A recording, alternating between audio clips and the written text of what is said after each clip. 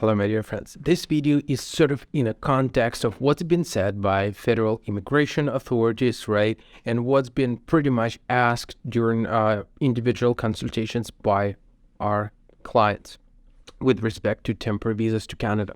Now, what is the success rate? What are the odds of getting a temporary visa to Canada? What are the odds of getting a study permit to Canada these days, right? Because we hear the news that Canada is attracting a crazy number of international students. Canada is looking to attract a crazy number of internationally trained professionals. Canada is looking to attract a crazy number of those people who would come here, who would study, get Canadian education, and would be given a chance to stay in Canada permanently. Is that true, and how is that reflected on the success ratio of visas issued by Canadian authorities?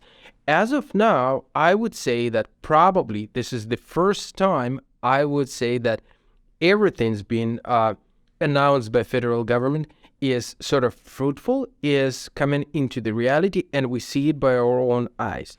Success rate for reapplications for study permits is like out of the blue and out of the sky right now, right? It's crazy, if you will, right? I can't tell you whether it's like 9 out of 10 or 3 out of 10, right? Because it really depends on where you're from, what is your particular situation. But I would say it's over 40% of what it was prior to COVID. So it's like 40% higher, the approval rate, based again, like on our clients, of what it was before COVID. And we're talking about reapplications. We're talking about difficult cases where people were refused their visa application. First-time applicants, well, success rate is unbelievably high. Like, I would never have imagined that Canada would be that loyal to applicants who are submitting their study permit applications, who are submitting their applications for temporary visa. Though with the temporary visas is kind of tricky, right? Because temporary visas right now, those who are looking to visit Canada, their process is extremely slow. And there is a reason for it, right? Canada is trying to prioritize international students. We're trying to give a chance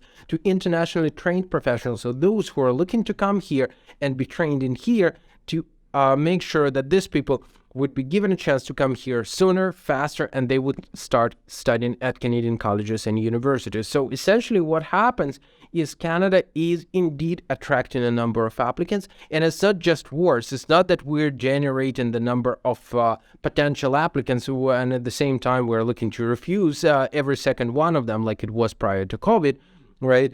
Might not necessarily be fair, if you will, right? But that is sometimes it looked like that. As of now, success rate for applications for study permits is unbelievably high, and if you're looking to apply, this is probably the time. With the right application, with the right statement of purpose, and with the right documents, I would say that your chances of studying in Canada, coming to Canada temporarily, and then, of course, converting it to immigration for you and your family are unbelievably high.